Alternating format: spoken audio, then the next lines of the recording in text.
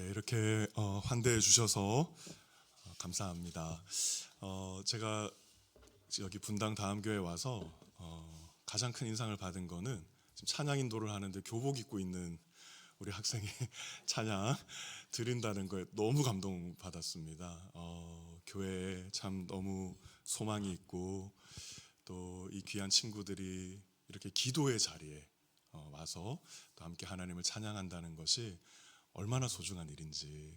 사실 저는 목회자로서는 주일 예배에 우리 온 회중들을 보면서 말씀을 전하는 것도 참 감사하지만 교회가 기도로 모일 때 그 기도의 자리에 함께 모이는 그 성도들이 너무 소중하게, 어쩔 수 없는 것 같아요.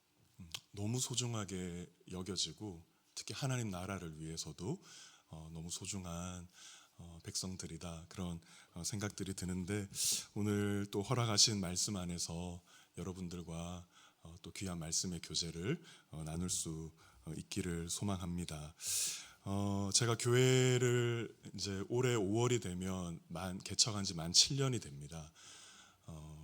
교회를 이제 개척을 하고 제가 이제 단독으로 이제 목회, 제가 영혼을 완전히 이제 주님께로부터 허락하신 귀한 영혼들을 위임 받아서 목회를 하고 또 섬기고 책임을 져야 하는 그런 목회를 시작하고 나서 저에게 없던 믿음이 하나가 생겼어요. 그건 어떤 믿음이냐면 마귀의 존재에 대한 믿음이 그 어떤 때보다도 커지더라고요.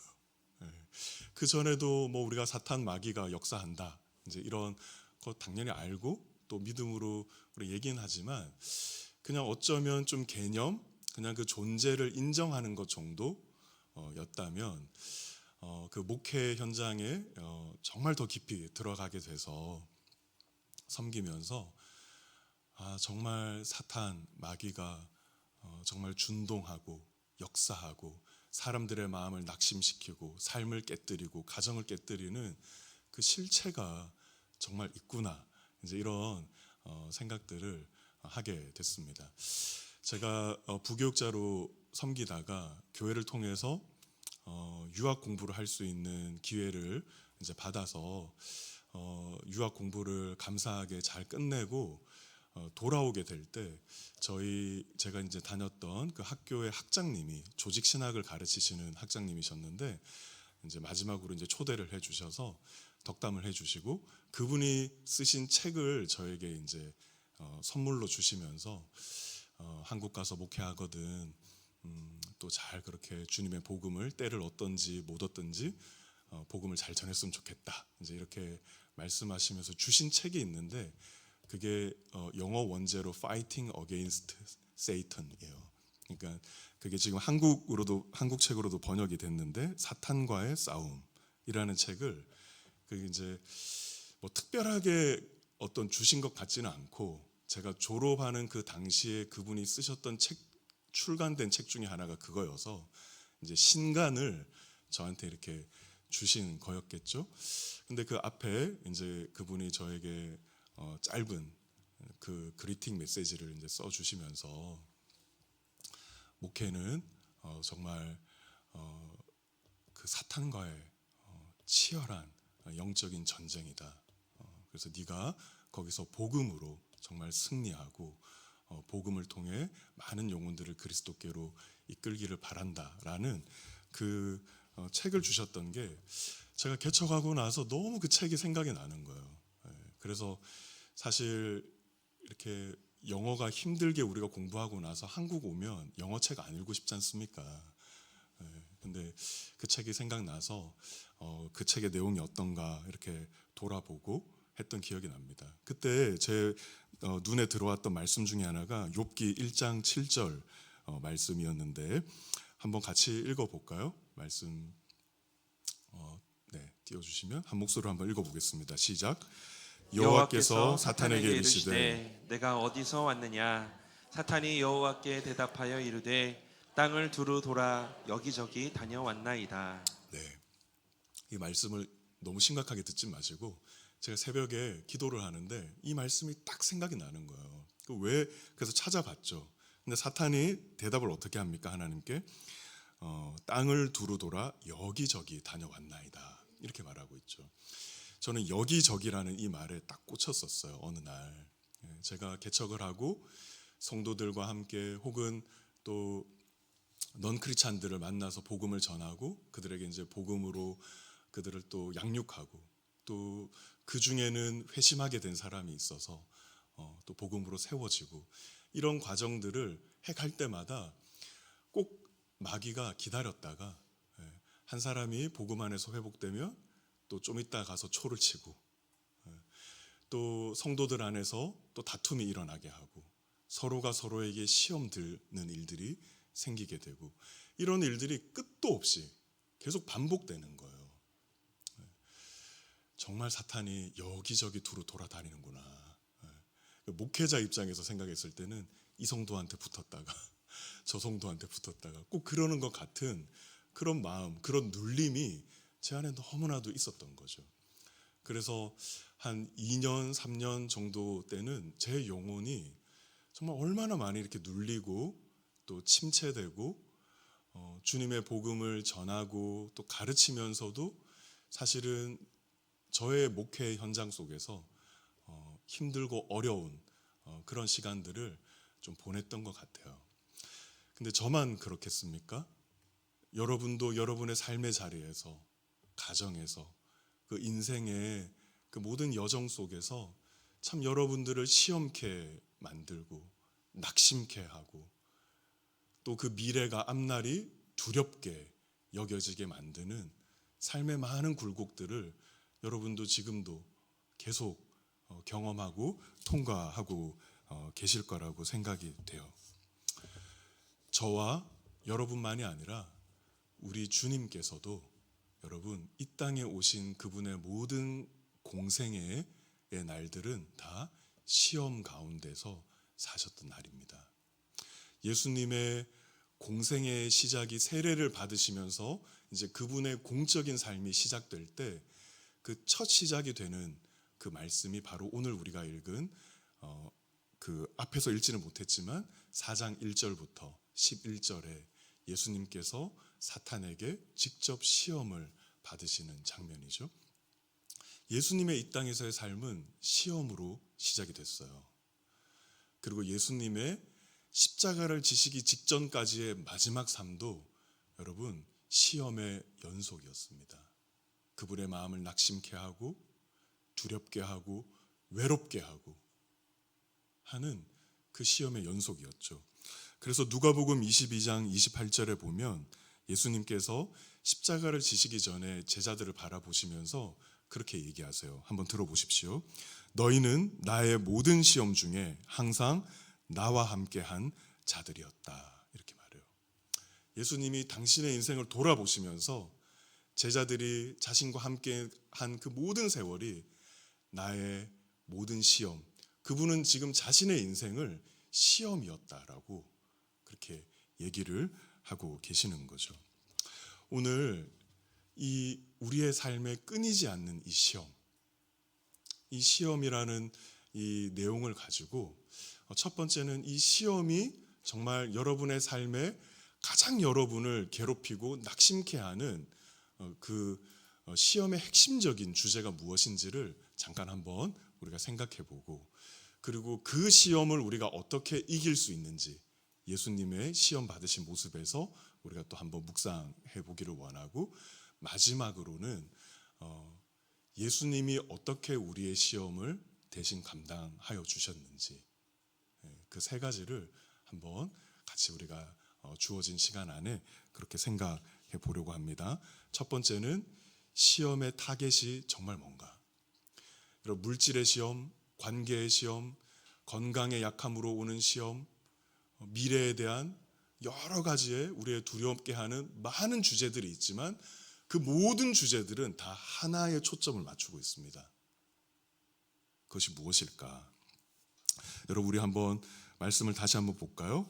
4장 1절 한번 보겠습니다. 4장 1절에 지금 말씀이 이렇게 시작합니다. 그때에라고 시작하고 있죠. 그러니까 그때에 어떤 일이 일어났다라는 거예요. 어떤 일이 일어나고 있었죠? 그 앞에 보면 우리 바로 앞에 있는 17절 말씀을 같이 한 목소리로 또 한번 읽어보겠습니다. 시작. 하늘로부터 소리가 있어 말씀하시되 이는 내 사랑하는 아들이요 내 기뻐하는 자라 하시니라. 네, 바로 그때였어요. 예수님의 삶에 시험이 찾아오는 그때는 언제였냐면 예수님께서 하나님으로부터 너는 나의 사랑하는 자, 내가 너무나도 기뻐하는 나의 아들이다 라는 그 하늘로부터 임하는 음성을 들었을 때, 그때 이제 예수님을 향한 마귀의 도전과 시험이 찾아오고 있는 것이죠. 마귀의 시험이 세 가지였잖아요. 하나는 돌로 빵을 만들어라. 그리고 성전 꼭대기에서 뛰어내려서 내리라. 그죠? 그리고 또 하나가 뭐였죠? 나에게 절하라. 이 세 가지 시험으로 시험을 했습니다. 근데 여러분, 마태복음 4장 3절 그리고 6절, 마귀가 이제 두 가지의 시험을 하고 있는 그 구절을 보면, 3절을 보면 시험하는 자가 예수께 나와서 이르되 내가 만일 하나님의 아들이거든, 이렇게 말합니다. 그리고 6절도 우리 같이 한번 읽어볼까요? 시작. 이르되 내가 만일 하나님의 아들이거든 뛰어내리라. 기록되었을 때. 네, 여기까지만 한번 읽겠습니다. 지금 마귀가 두 가지 다른 종류의 시험으로 예수님을 시험하고 있는데, 거기에 지금 공통되는 마귀의 이야기 하나가 있죠. 그게 뭐죠? 네가 만일 하나님의 아들이거든. 조금 전에 하나님으로부터 너는 나의 사랑하는 아들이야 라는 음성을 들었는데, 마귀는 이제 예수님을 시험하면서 네가 만일 하나님의 아들이거든 이라고 말하며 예수님이 하나님 아버지로부터 받는 그 사랑을 의심케 하고, 그죠? 그 정체성이 흔들리게 만드는 그와 같은 시험을 하고 있다는 것을 보게 됩니다. 40일 동안 금식하시면서 배가 고프셨어요. 더 신령해지는 느낌이 들다기보다는 육체의 주림 때문에 그분은 너무나도 고통스러우셨어요. 능력이 없는 무력감을 그 광야에서 외로움 속에 그렇게 경험하고 계셨어야 됐어요. 그 하나하나에 예수님께서 겪고 계실 그 마음의 주림, 몸의 주림, 마음의 외로움, 그의 능력 없음, 그것들을 건드리면서 사실 마귀가 주목했던 것은 그거 하나였습니다. 너는 하나님의 사랑받는 자가 아니다. 바로 그 정체성을 흔들기 위하여 여러분, 마귀가 시험을 하고 있는 거죠. 거꾸로 말하면 여러분이 겪고 있는 그 모든 다양한 시험들, 그것은 다양한 형태로 우리에게 오지만 결국 우리가 낙심하는 것은 사실 돈이 없어서가 아니에요. 결국은 내가 누구인가, 내가 어떤 자인가 라는 나의 정체성의 그 기반이 어디에 있는지가 흔들려질 때 결국 우리는 거기에서 내 내면이 무너지고 내가 지켜왔던, 내가 쌓아왔던 그것들이 무너지면서 하나님 앞에서 사랑받는 자의 정체성을 다 잃어버리게 된다는 거죠. 대부분의 시험은 바로 여기에 여러분 주목하고 있다는 것을 꼭 기억하셔야 돼요. 그 시험으로 다가오는 그 내용 자체에 우리의 눈이 꽂히면 우리는 시험에 오히려 말려들게 되는 거예요. 돈이 없는 것 때문에 내 마음이 왜 이렇게 낙심이 되지? 내가 진학을 하지 못한 것, 좋은 직장을 갖지 못한 것, 결혼이 늦어지는 것, 건강이 약해지는 것, 물론 고통스럽죠. 예수님이 주려 하시고 외로움을 겪으셨던 것처럼 그 시험은 우리가 함부로 말할 수 없을 만큼 고통스럽고 괴로운 일은 맞습니다.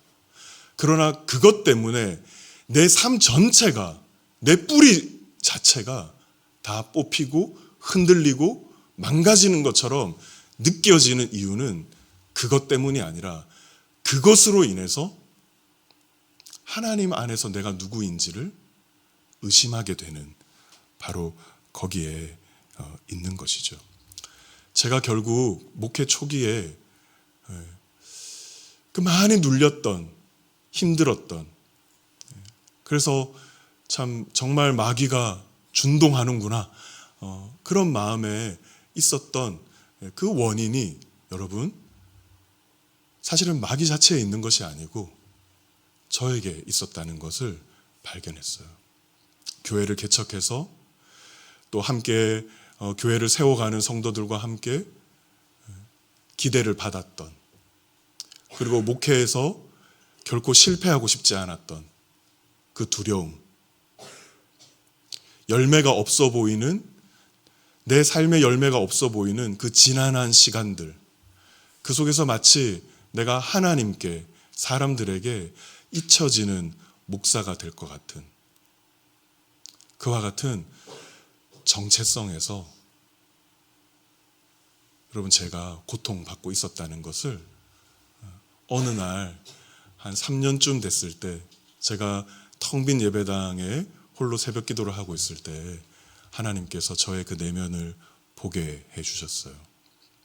너는 지금 너의 존재의 기반을 어디에 두고 있었니?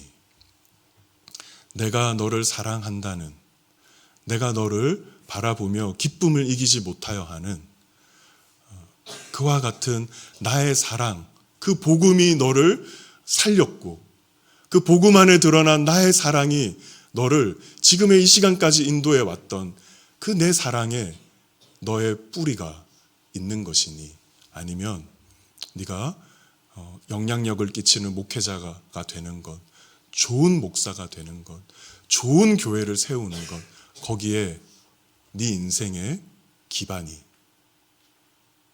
있었니? 라고 물어오시는 그 하나님을 만나게 됐어요. 많이 회개했죠. 눈물로.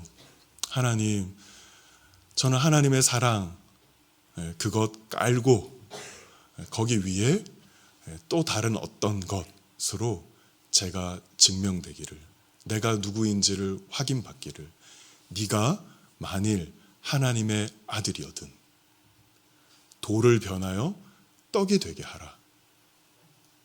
네가 정말 하나님께 부름받은 영광스러운 소명을 받은 목사라면 너를 통해 이와 같은 열매들이 맺혀지도록 해야 되는 것 아니냐라는 그런 것에 제 마음이 다 빼앗겼던 거죠. 여러분이 삶의 자리에서 시험을 받는 것, 그 시험을 촉발시키는 환경, 대상, 어떤 결핍, 상처가 있죠. 그러나 그것이 절대 여러분이 하나님 안에서 어떤 사람인지를 깨뜨릴 수 없다라는 것을 여러분이 믿을 수 있기를 바랍니다. 어떻게 우리가 그것을 믿을 수 있을까요? 여러분, 주님께서는 어떻게 그 마귀의 혹독한 시험으로부터 자신이 하나님의 사랑받는 자라는 그 정체성을 간직하면서 그 마귀의 시험을 여러분 이겨낼 수 있었을까요? 그 마귀의 시험을 이기는 예수님의 무기는, 또 방패는 당연히 말씀이었죠.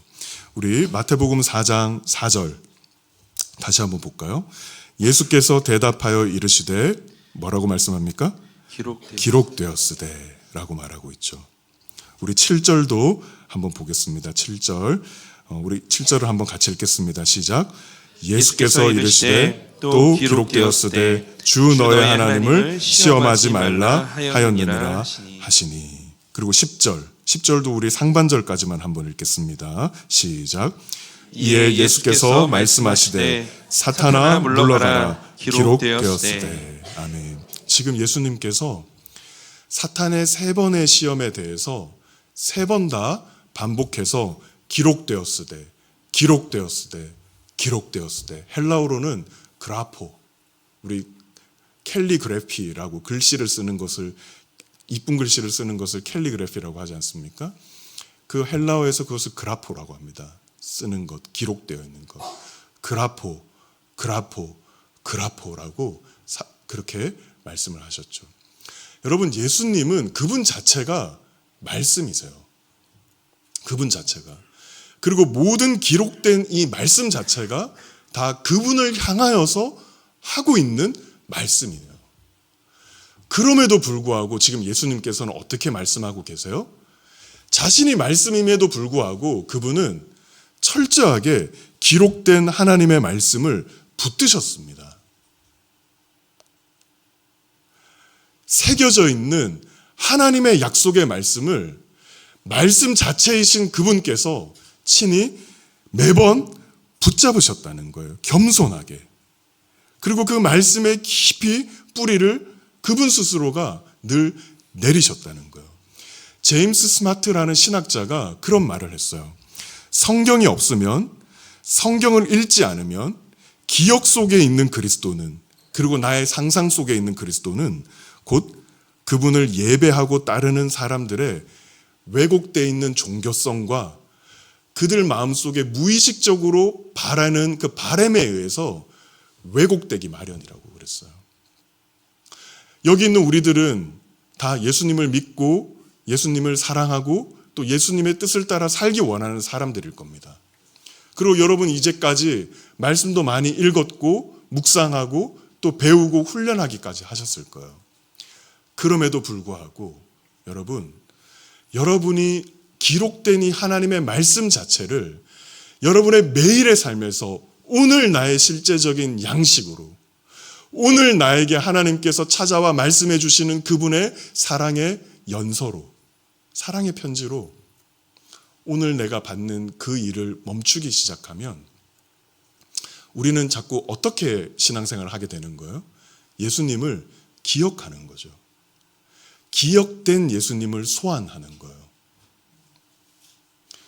그리고 점점 그 기억은 나의 현실의 부침과 섞여서 상상하는 예수님으로, 내가 기대하고 바라는 하나님으로, 혹은 상처가 빚어낸 하나님에 대한 왜곡된, 혹은 하나님에 대한 서운한, 여러분 그런 상으로 점점 나도 모르는 사이에 내 안에 맺혀지게 된다는 거예요.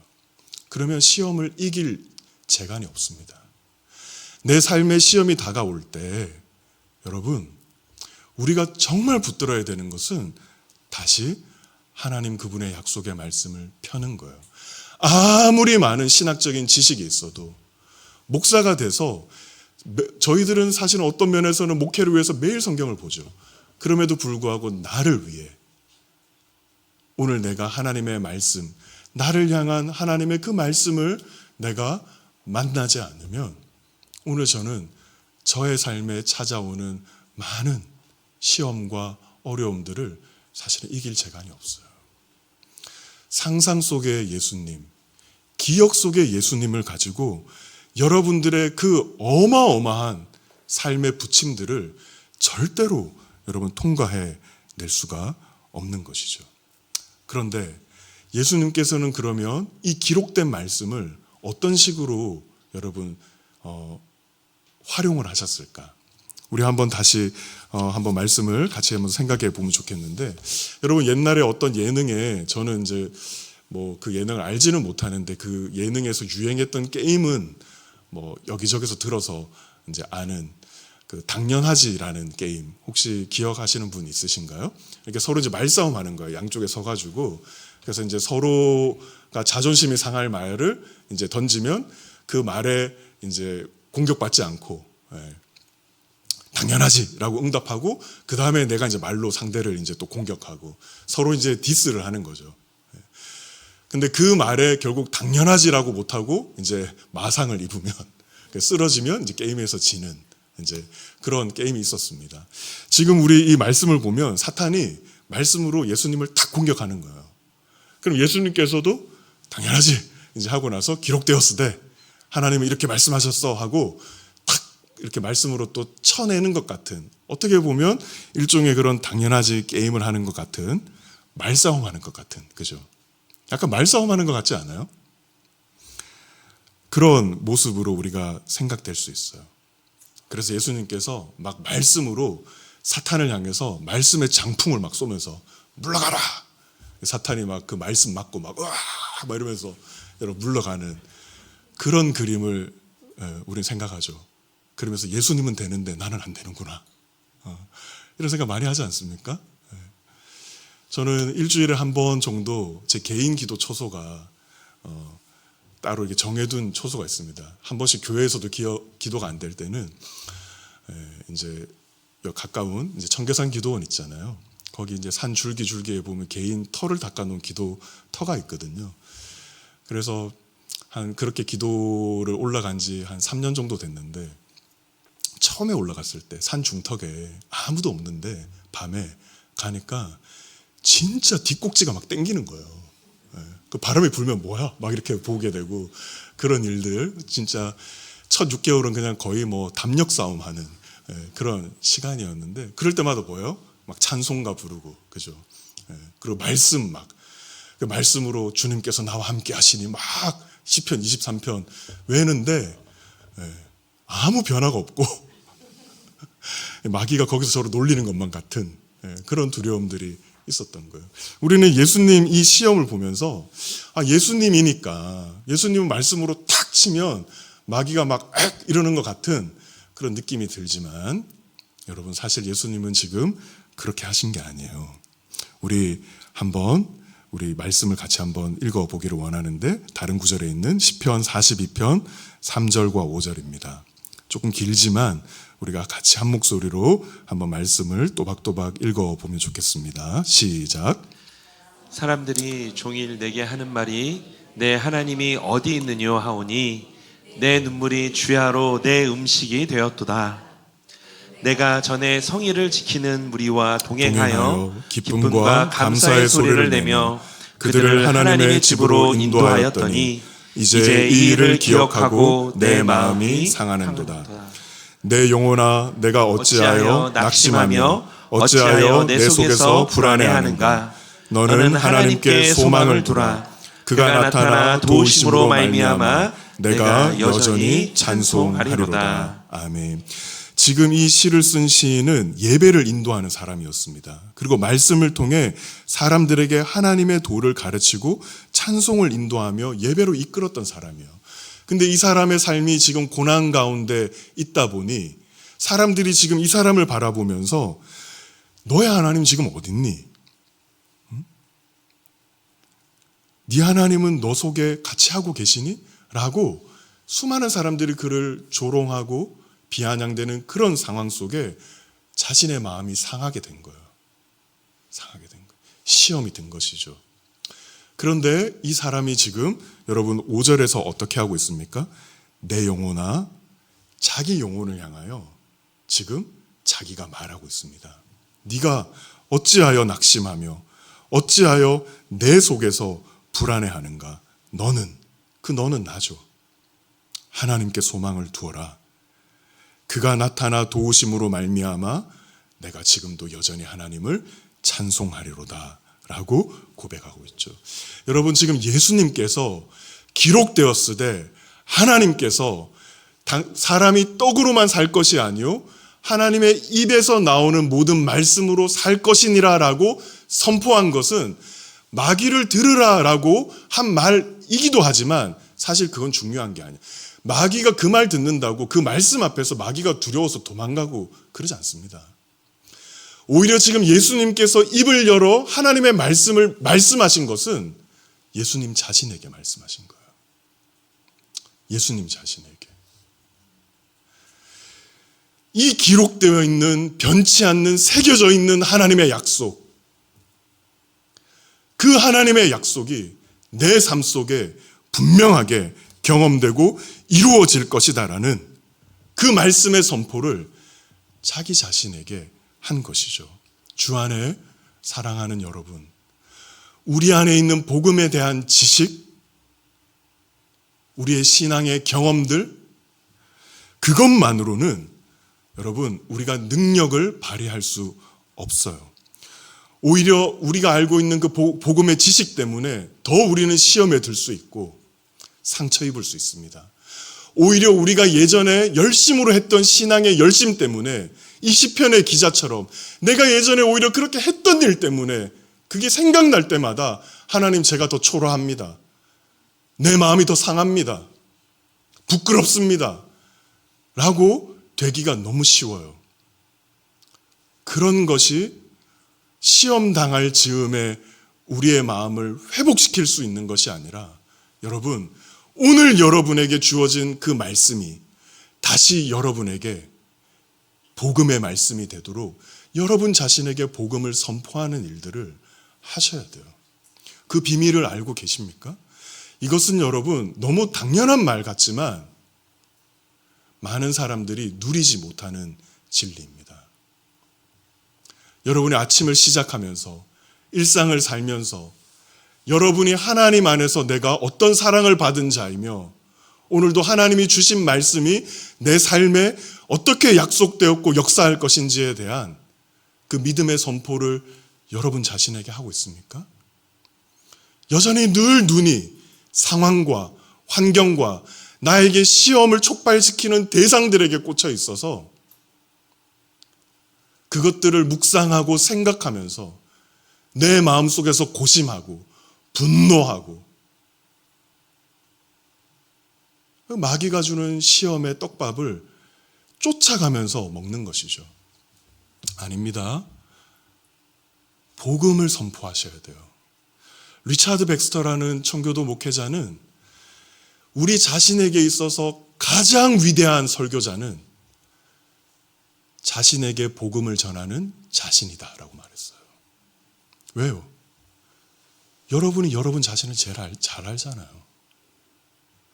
내가 나를 제일 잘 아는데, 내가 나의 상처를 제일 잘 알 뿐만 아니라 내 상처 때문에 내가 너무 고통스러운데, 내 수치 때문에 내가 너무 괴롭힘을 당하고 있다는 것을 나는 아는데, 그런 나를 향하여 예수 그리스도의 피 묻은 복음을 내가 나에게 선언할 때, 선포할 때, 그것이 여러분의 영혼 안에서 어떻게 빛이 되어 어둠을 몰아내고 어떻게 만족이 되어 결핍을 채워내는지를 여러분들이 조금씩 경험하기 시작하면 우리는 어느덧 복음의 실제적인 능력을 경험하고 맛보는 사람으로 세워져 가 있는 것을 보게 될 거예요.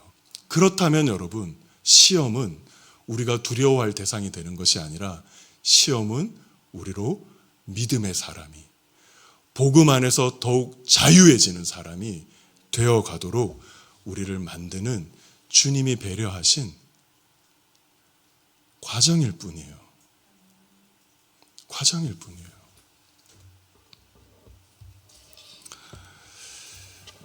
그럼에도 불구하고 우리의 삶에 닥쳐오는 시험이라는 것은 정말 만만치 않은 건 맞습니다. 그죠? 우리는 시험에서 얼마나 자주 넘어지고 지는지 모릅니다. 예수님께서는 여러분 마지막에 조금은 다른 시험을 감당하고 계시는 것을 우리가 이 구절 안에서 보게 됩니다. 4장 9절입니다. 4장 9절 우리 같이 한번 읽어보겠습니다. 시작. 이르되 만일 내게 엎드려 경배하면 이 모든 것을 내게 주리라. 지금 이 말은 사탄이 예수님에게 마지막 시험을 하는 겁니다. 예수님을 높은 산으로 데리고 올라가셔서 천하 만국과 그 영광을 보여주시며 네가 나에게 경배, 나에게 절하면, 나에게 예배하면 내가 너 어차피 이 모든 거를 다시 되찾기 위해서 온 거잖아. 내가 줄게, 넘겨줄게 라고 마지막으로 예수님에게 시험을 하죠. 근데 여러분, 이 시험에서는 한 가지 마귀의 말이 빠져 있어요. 뭐가 빠져 있을까요? 네가 만일 하나님의 아들이거든 이라는 말이 빠져 있습니다. 누가복음에도 이 시험에 대한 그 장이 똑같이 기록되어 있는데 두 번째, 세 번째 시험이 순서가 바뀌어져 있어요. 그런데 누가복음에서도 이 시험에 대해서는 네가 하나님의 아들이거든 이라는 말이 빠져 있다는 것을 우리는 보게 돼요. 무슨 의미일까요? 이것은 하나님의 아들로서 받는 시험이에요. 예수님만 받는 시험이에요. 세 번째 이 시험은 우리에게는 시험이 안 돼요. 첫 번째 시험, 두 번째 시험은 우리도 같이 겪는 시험이에요. 그죠? 돌이 떡이 되게 만들고 싶은, 능력 있게 되고 싶은, 많은 사람들에게 영향력을 끼치고 싶은. 근데 세 번째는 여러분 우리하고 아무 상관이 없어요. 우리가 뭐 마귀에게 절한다고 이 세상이 다 내게 되고 이런 게 아니잖아요. 근데 예수님께는 실제적인 시험이었습니다. 예수님은 정말 이 세상을 되찾기 위해 오셨고 그것을 되찾으시기 위해 그분께 주어진 사명은 십자가를 지시는 것이었는데 마귀도 그 사실을 알고 있었고 마귀가 이제 이렇게 얘기하는 거죠. 십자가 질 필요 없이 나에게 한번 절하면 내가 이 소유권을 다시 너에게 다 넘기겠다라고 하시는 거죠. 그에 대한 예수님의 반응은 이렇습니다. 이에 예수께서 말씀하시되 사탄아 물러가라 기록되었으되 주 너의 하나님께 경배하고 다만 그를 섬기라 하였느니라. 여기서 처음으로 예수님께서 사탄을 향하여 물러가라라고 선포하셨어요. 물러가라. 그죠? 우리도 그 예수님이 주신 권세 안에서 여러분 능히 여러분의 삶에 찾아온 그 시험 앞에 여러분이 물러가라라고 선포할 수 있는 권능이 여러분에게 있다는 것을 믿으십시오. 그러나 그 믿음이 여러분에게 정말 살아 역사하는 그 믿음이 되기 위하여 우리가 정말 만나야 될 예수님이 여기에 계십니다. 지금 예수님께서는 어떻게 하십니까? 주 너의 하나님께 경배하고 다만 그를 섬기라 하셨기에 나는 이제 그렇게 할 거라라고 말씀하고 계시죠. 지금 우리는 그냥 이렇게 쓱 읽으면 그냥 하나님 경배하고 그분을 섬기는 이렇게 읽을 수 있지만 원어를 가지고 이것을 보면 이 경배와 섬긴다는 단어는 예배의 용어입니다. 리터지라는 단어로 쓰여진 단어예요. 무슨 말이냐면 제사를 드릴 것이다 라는 말이에요. 나는 하나님께 제사를 드릴 것이라는 거죠. 지금 우리는 신약을 가지고 있기 때문에 신약의 배경에서 이것을 보게 되기 쉽지만 예수님의 이때는 신약 성경은 없고 구약 성경만이 기록된 성경이에요. 그러면 구약에서 하나님을 경배하고 하나님을 섬긴다는 것에 이 말씀을 마태복음을 받는 그 당시의 유대인들이 딱 들었을 때는 희생 제물을 바친다라는 의미로 바로 받아들였을 거예요. 예수님께서 지금 그렇게 말씀하시는 거죠. 네가 너에게 절을 하면 이 세상을 다시 나에게 준다고? 아니, 나는 나를 내가 사랑하는 하나님께서 사랑하시는 나의 백성들을 위하여 나를 제물로 하나님께 드려낼 거야 라고 사탄의 그 마지막 시험을 이기신 것이죠. 그렇게 그분의 삶이 시작되셔서 그분이 마지막까지 그 모든 인생의 시험을 통과하시고 우리를 위해, 저와 여러분을 위해 십자가를 지시며 하나님을 경배하시고 우리를 향한 하나님의 사랑이 그 어떤 것으로도 끊어지지 않도록 우리가 지금 경험하고 있는 삶의 부침과 어려움과 슬픔과 낙심이 절대로 우리를 향한 하나님의 사랑을 의심치 못하도록 그분이 십자가에 못 박힌 손으로 십자가에 흘리신 그 피로 우리를 덮으시며 너희들은 하나님의 사랑받는 딸이요 아들이다라고 그렇게 우리를 만나 주시는 것이죠. 여러분, 우리는 반복되는 실패와 반복되는 삶의 어려움을 통과합니다. 그 과정 속에 정말 매일같이 주님께서 이기신 이 복음의 승리의 이 선언을 여러분 자신에게 하시기를 원해요. 여러분, 굿윌 헌팅이라는 영화가 있습니다. 언제 기회가 되시면 보신 분도 아마 많으실 거고 기회가 되시면 다시 한번 보셨으면 좋겠어요. 저는 굉장히 좋아하는 영화인데 저는 그 영화를 한 7, 8번 봤습니다. 어떤 한 장면 때문에. 그리고 그 장면을 위해서 저는 그 앞에 내용을 빌드업을 하면서 보거든요. 그리고 볼 때마다 저는 그 장면에서 눈물을 흘려요. 어떤 장면이냐면 아버지에게 학대를 당했던 굉장히 천재적인 그 청년이 불량아가 되죠. 근데 얘가 너무 천재인 거예요. 그래서 그 MIT 공과대학에 청소부로 얘가 아르바이트를 하는데 거기 있는 수많은 영재들이 풀지 못하는 수학을 걔가 청소하면서 그 수학 문제를 낸 교수의 그 수학 문제를 복도에 있는 게시판에서 보고 아무도 없을 때 청소하다가 그걸 다 풀어냅니다. 그 천재성을 본 교수가 이 아이를 이제 그 수학을 시키려고 그 아이를 이제 품는 장면이 영화의 내용이에요. 그래서 이 아이가 받은 상처가 너무 크고 반항적이기 때문에 잘 따라오지 않으니까 그 학교 출신의 어떤 심리학자에게 이 아이를 보냅니다. 그리고 로빈 윌리엄스라는 배우가 그 역할을 했는데 그 아이를 상담하다가 조금 관계가 형성되고 나서 그 아이하고 눈이 딱 마주칩니다. 그러면서 그 상담 교수가 그 아이를 보면서 It's not your fault 이렇게 얘기해요. 네가 잘못한 게 아니야 이렇게 말해요. 그러니까 그 아이가 저 안다고 내가 잘못한 거 없죠.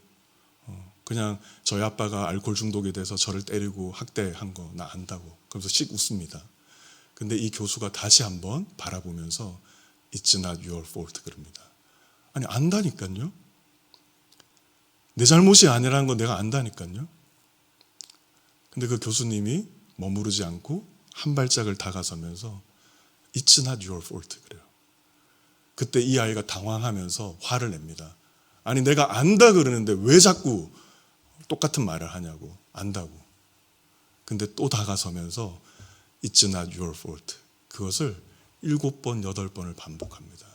그러다가 그 아이가 내면이 무너지면서 그 교수를 꽉 껴안으면서 내 잘못 아니잖아요. 내가 잘못한 거 아니었잖아요.